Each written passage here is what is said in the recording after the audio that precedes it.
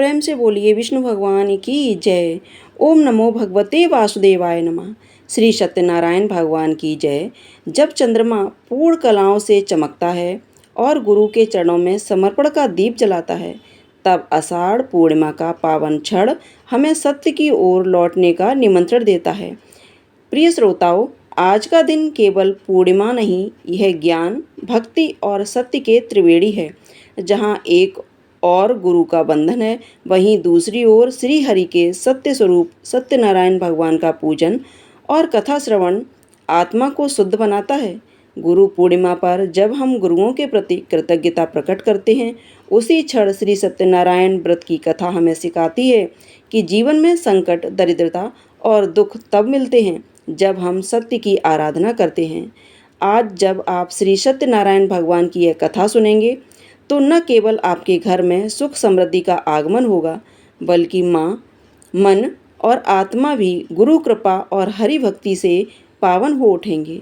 तो प्रिय श्रोताओं, श्रद्धा और विश्वास से भरे मन से श्री सत्यनारायण भगवान की इस दिव्य कथा का आरंभ करते हैं और कमेंट बॉक्स में श्री सत्यनारायण भगवान की जय जयकार अवश्य लिखें। एक समय की बात है, नैमिषारण्य तीर्थ में सौनकादि 88,000 ऋषियों ने श्री सूत जी से पूछा, हे प्रभु, इस कलयुग में वेद विद्या रहित मनुष्यों को प्रभु भक्ति किस प्रकार मिल सकती है तथा उनका उद्धार कैसे होगा?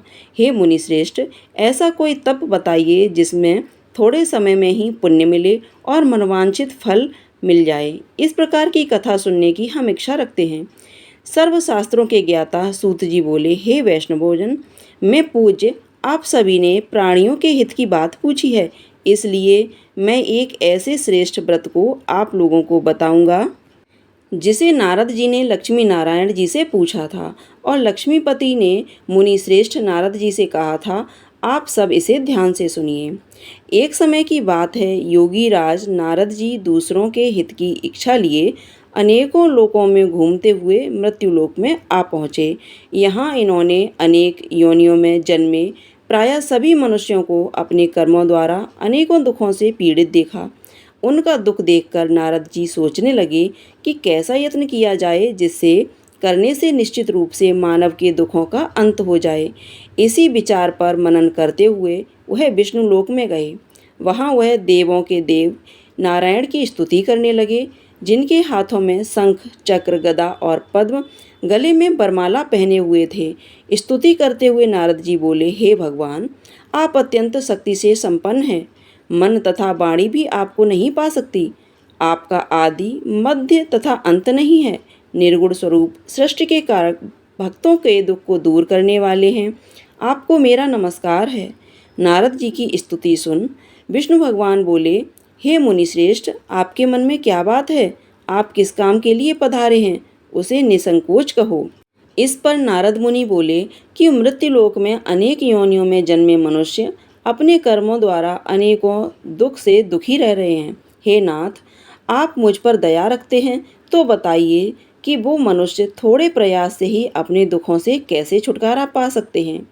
श्री हरि बोले, हे नारद, मनुष्यों की भलाई के लिए तुमने बहुत अच्छी बात पूछी है, जिसके करने से मनुष्य मोह से छूट जाता है।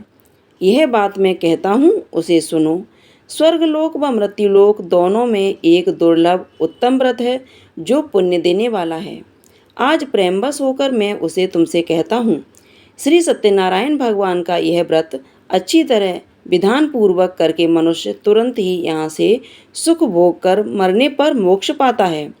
श्री हरि के वचन सुन नारद जी बोले कि उस व्रत का फल क्या है और उसका विधान क्या है? यह व्रत किसने किया था? इस व्रत को किस दिन करना चाहिए? सभी कुछ विस्तार से बताएं। नारद की बात सुनकर श्री हरि बोले, दुख व शोक को दूर करने वाला, यह सभी स्थानों पर विजय दिलाने वाला है।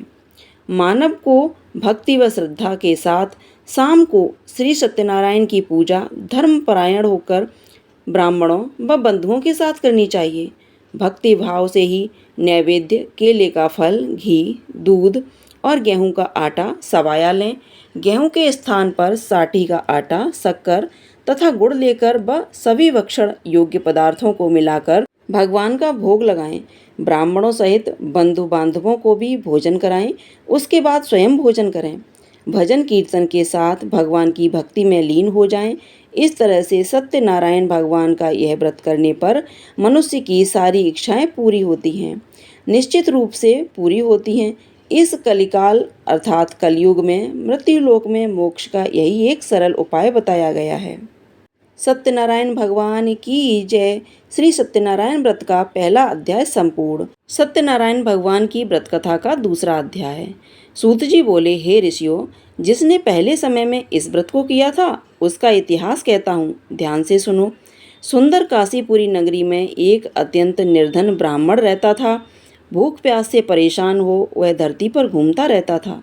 ब्राह्मणों से प्रेम करने वाले भगवान ने एक दिन ब्राह्मण का वेश धारण कर उसके पास जाकर पूछा, हे विप्र, नित्य दुखी होकर तुम पृथ्वी पर क्यों घूमते हो? दीन ब्राह्मण बोला, मैं निर्धन ब्राह्मण हूँ, भिक्षा के लिए धरती पर घूमता हूँ। हे भगवान, यदि आप इसका कोई उपाय जानते हो तो बताइए। वृद्ध ब्राह्मण कहता है कि सत्यनारायण भगवान मनोवांछित फल देने वाले हैं, इसलिए तुम उनका पूजन करो। इसे करने से मनुष्य सभी दुखों से मुक्त हो जाता है। वृद्ध बनकर आए सत्यनारायण भगवान उस निर्धन ब्राह्मण को व्रत का सारा विधान बताकर अंतर्ध्यान हो गए। ब्राह्मण मन ही मन सोचने लगा कि जिस व्रत को वृद्ध ब्राह्मण करने को कह गया है, मैं उसे जरूर करूँगा। यह निश्चय करने के बाद उसे रात में नींद नहीं आई। वह सवेरे उठकर सत्यनारायण भगवान के व्रत का निश्चय कर भिक्षा के लिए चला गया। उस दिन निर्धन ब्राह्मण को भिक्षा में बहुत धन मिला, जिससे उसने बंधु बांधवों के साथ मिलकर श्री सत्यनारायण भगवान का व्रत संपन्न किया। भगवान सत्यनारायण का व्रत संपन्न करने के बाद वह निर्धन ब्राह्मण सभी दुखों से छूट गया और अनेक प्रकार की संपत्तियों से युक्त हो गया। उसी समय से वह ब्राह्मण हर माह इस व्रत को करने लगा। इस तरह से सत्यनारायण भगवान के व्रत को जो मनुष्य करेगा वह सभी प्रकार के पापों से छूटकर मोक्ष को प्राप्त होगा। जो मनुष्य इस व्रत को करेगा वह भी दुखों से मुक्त हो जाएगा। सूत जी बोले, इस तरह से नारद जी से नारायण जी का कहा हुआ श्री सत्यनारायण व्रत को मैंने तुमसे कहा। हे विप्रो, मैं अब और क्या कहूँ? ऋषि बोले, हे मुनिवर, संसार में उस विप्र से सुनकर और किस किसने इस व्रत को किया, यह सब इस बात को सुनना चाहते हैं। इसके लिए हमारे मन में श्रद्धा का भाव है। सूत जी बोले, हे मुनियों, जिसने इस व्रत को किया है वे सब सुनो। एक समय वही विप्र धन व ऐश्वर्य के अनुसार अपने बंधु बांधवों के साथ इस व्रत को करने को तैयार हुआ। उसी समय एक लकड़ी बेचने वाला बूढ़ा आदमी आया और लकड़ियां बाहर रखकर अंदर ब्राह्मण के घर में गया। प्यास से दुखी हुआ लकड़हारा उनको व्रत करते देख विप्र को नमस्कार कर पूछने लगा कि आप यह क्या कर रहे हो? तो उन्होंने बताया कि व्रत कर रहा हूँ तथा इसे करने से क्या फल मिलेगा, कृपया मुझे भी बताइए। ब्राह्मण ने कहा कि सब मनोकामनाओं को पूरा करने वाला यह सत्यनारायण भगवान का व्रत है। इनकी कृपा से ही मेरे घर में धन धान्य आदि की वृद्धि हुई है। विप्र से सत्यनारायण व्रत या कथा के बारे में जानकर लकड़हारा बहुत प्रसन्न हुआ। चरणामृत लेकर व प्रसाद खाने के बाद वह अपने घर गया। लकड़हारे ने अपने मन में संकल्प किया कि आज लकड़ी बेचने से जो धन मिलेगा उसी से सत्यनारायण भगवान का उत्तम व्रत करूँगा। मन में इस विचार को ले बूढ़ा आदमी सिर पर लकड़ियाँ रखकर उस नगर में बेचने गया जहाँ धनी लोग ज़्यादा रहते थे। उस नगर में उसे अपनी लकड़ियों का दाम पहले से 4 गुना अधिक मिलता है। बूढ़ा प्रसन्नता के साथ दाम लेकर केले, शक्कर, घी, दूध, दही और गेहूं का आटा ले सत्यनारायण भगवान के व्रत की अन्य सामग्रियां लेकर अपने घर गया। वहाँ उसने अपने बंधु बांधवों को बुलाकर विधि विधान से सत्यनारायण भगवान का पूजन और व्रत किया। इस व्रत के प्रभाव से वह बूढ़ा लकड़हारा धन पुत्र आदि से युक्त होकर संसार के समस्त सुख भोग अंतकाल में वैकुंठ धाम को चला गया। श्री सत्यनारायण भगवान की व्रत कथा का दूसरा अध्याय संपूर्ण। बोलिए श्री सत्यनारायण भगवान की जय। अब सुनिए सत्यनारायण भगवान की व्रत कथा का तीसरा अध्याय। सूत जी बोले, हे ऋषि मुनियों, अब आगे की कथा कहता हूँ। पहले समय में उल्कामुख नाम का एक बुद्धिमान राजा था। वह सत्यवक्ता और जितेंद्रिय था। प्रतिदिन देव स्थानों पर जाता और निर्धनों को धन देकर उनके कष्ट दूर करता था। उनकी पत्नी कमल के समान मुख वाली थी तथा सती साध्वी थी। भद्रशिला नदी के तट पर उन दोनों ने श्री सत्यनारायण भगवान का व्रत किया। उसी समय वह साधु नाम का एक वैश्य आया। उसके पास व्यापार करने के लिए बहुत सा धन भी था। राजा को व्रत करते देखकर वह विनय के साथ पूछने लगा, हे राजन, भक्तिभाव से पूर्ण होकर आप यह क्या कर रहे हैं? मैं भी इसे सुनने की इच्छा रखता हूँ, तो आप मुझे बताइए। राजा बोला, हे साधु, अपने बंधु बांधवों के साथ पुत्रादि की प्राप्ति के लिए एक महान शक्तिमान श्री सत्यनारायण भगवान का व्रत व पूजन कर रहा हूँ। राजा के वचन सुन साधु आदर से बोला, हे राजन, मुझे इस व्रत का सारा विधान कहिए। आपकी कथा अनुसार मैं भी इस व्रत को करूँगा। मेरी भी संतान नहीं है और इस व्रत को करने से निश्चित रूप से मुझे संतान की प्राप्ति होगी। राजा से व्रत का सारा विधान सुन व्यापार से निवृत्त हो वह अपने घर गया। साधु वैश्य ने अपनी पत्नी को संतान देने वाले इस व्रत का वर्णन कह सुनाया और कहा कि जब मेरी संतान होगी तब मैं इस व्रत को करूँगा। साधु ने इस तरह के वचन अपनी पत्नी लीलावती से कहे। एक दिन लीलावती पति के साथ आनंदित हो सांसारिक धर्म में प्रवृत्त होकर सत्यनारायण भगवान की कृपा से गर्भवती हो गई। 10वें महीने में उसके गर्भ से एक सुंदर कन्या ने जन्म लिया। दिनों दिन वह ऐसे बढ़ने लगी जैसे कि शुक्ल पक्ष का चंद्रमा बढ़ता है। माता पिता ने अपनी कन्या का नाम कलावती रखा।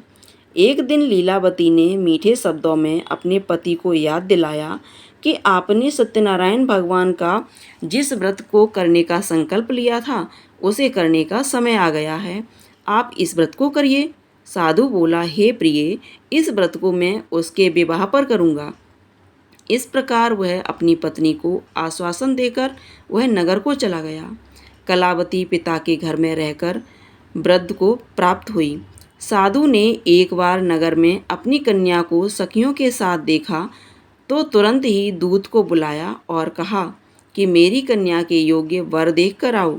साधु की बात सुनकर दूत कंचन नगर पहुंचा और वहां देखभाल कर लड़की के सुयोग्य बड़े पुत्र को ले आया। सुयोग्य लड़के को देख साधु ने बंधु बांधवों को बुलाकर अपनी पुत्री का विवाह करा दिया। लेकिन दुर्भाग्य की बात ये कि साधु ने अभी भी सत्यनारायण भगवान का व्रत नहीं किया।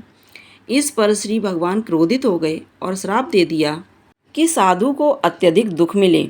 अपने कार्य में कुशल साधु बनिया जमाई को लेकर समुद्र के पास स्थित होकर रत्नसारपुर नगर में गया। वहां जाकर दामाद ससुर दोनों मिलकर चंद्रकेतु राजा के नगर में व्यापार करने लगे। एक दिन भगवान सत्यनारायण की माया से एक चोर राजा का धन चुराकर भाग रहा था।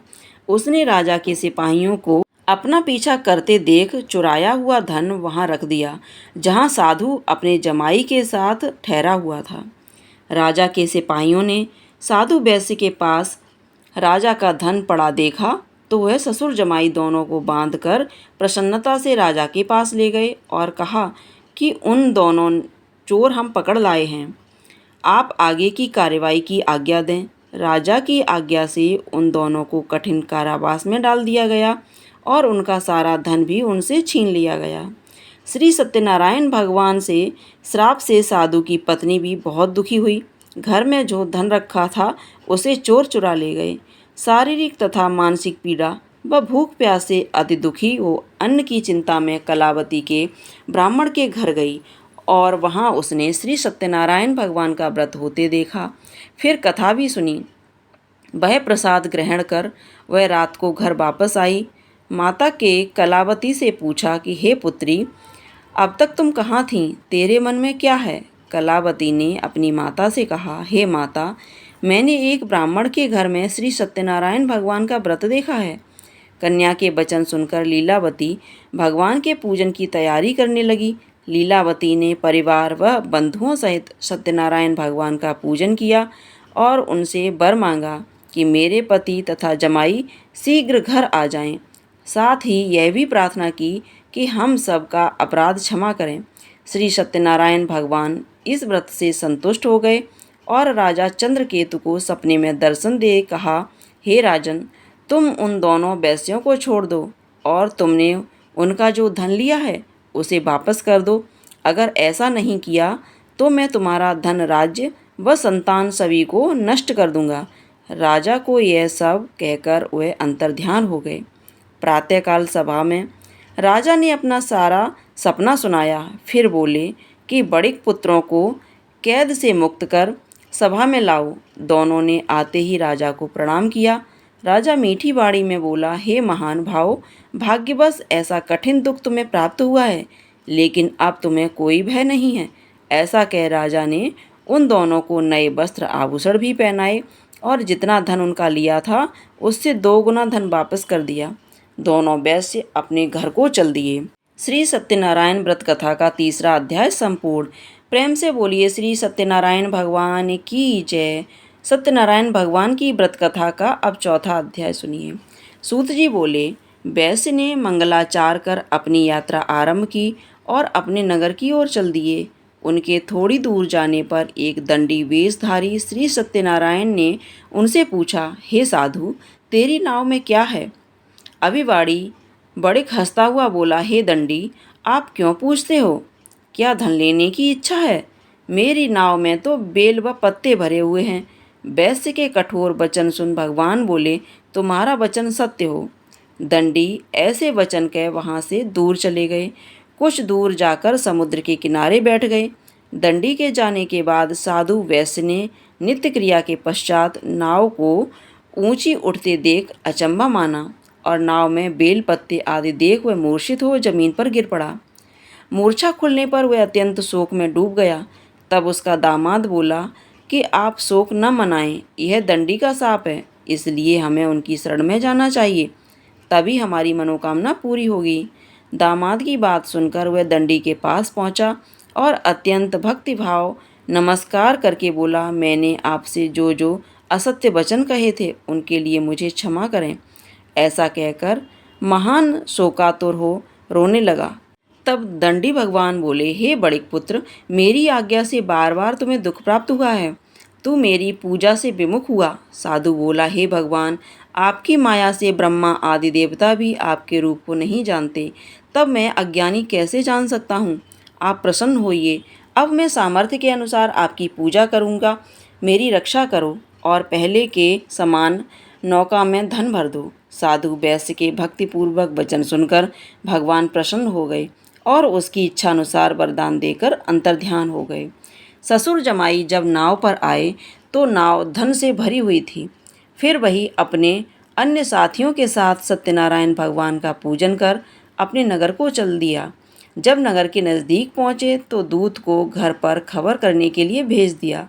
दूत साधु की पत्नी को प्रणाम कर कहता है कि मालिक अपने दामाद सहित नगर के निकट आ गए हैं।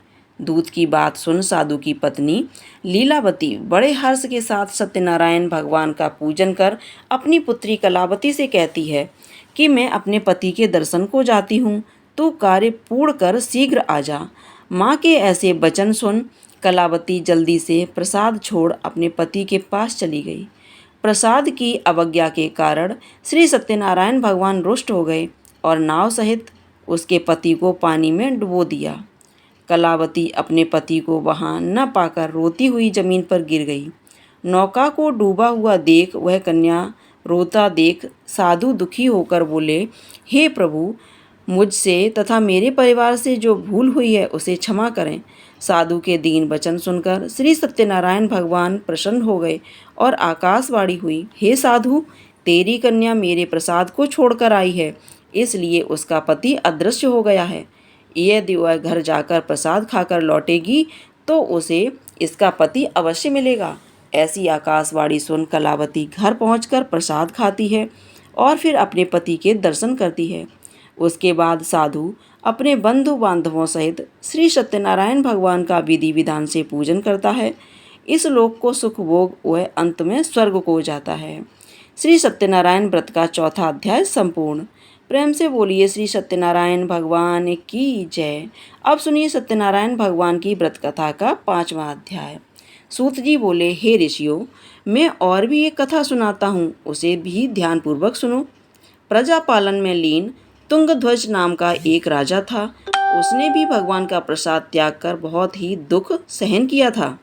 एक बार वन में जाकर वन्य पशुओं को मारकर वह बड़ के पेड़ के नीचे आया। वहाँ उसने ग्वालों को भक्ति भाव से अपने बंधुओं सहित सत्यनारायण भगवान का पूजन करते देखा। अभिमानवश राजा ने उन्हें देखकर भी पूजा स्थान में नहीं गया और ना ही उनसे भगवान को नमस्कार किया। ग्वालों ने राजा को प्रसाद दिया, लेकिन उसने वह प्रसाद नहीं खाया और प्रसाद को वहीं छोड़ वह अपने नगर को चला गया। जब वह नगर में पहुंचा तो वहां सब कुछ तहस नहस हुआ पाया, तो वह शीघ्र ही समझ गया कि यह सब भगवान ने ही किया है। वह दोबारा ग्वालों के पास पहुंचा और विधि पूर्वक पूजा करके प्रसाद खाया, तो श्री सत्यनारायण भगवान की कृपा से सब कुछ पहले जैसा हो गया। दीर्घकाल तक सुख भोगने के बाद मरणोपरांत उसे स्वर्गलोक की प्राप्ति हुई। जो मनुष्य परम दुर्लभ इस व्रत को करेगा, तो भगवान सत्यनारायण की अनुकंपा से उसे धन धान्य की प्राप्ति होगी। निर्धन धनी हो जाता है और भय मुक्त हो जीवन जीता है।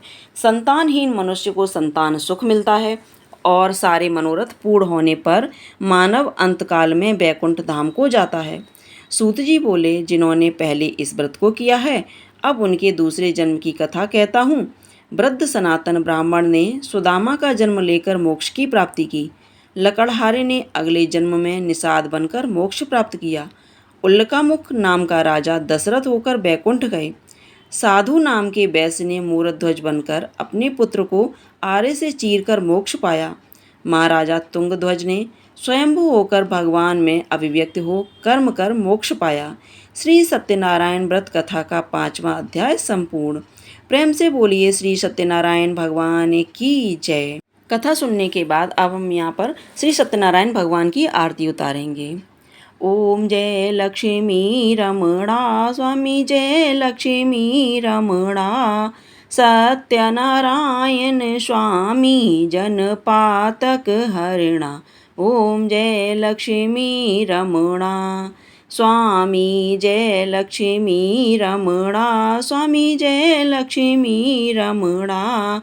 रत्न जड़ित सिंहासन अद्भुत छवि राजे। नारद करत निराजन घंटा ध्वनि बाजे। ओम जय लक्ष्मी रमणा स्वामी, जय लक्ष्मी रमणा। प्रकट भये कलि कारण द्विज को दरस दियो।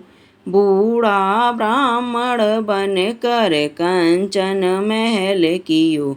ओम जय लक्ष्मी रमणा स्वामी, जय लक्ष्मी रमणा।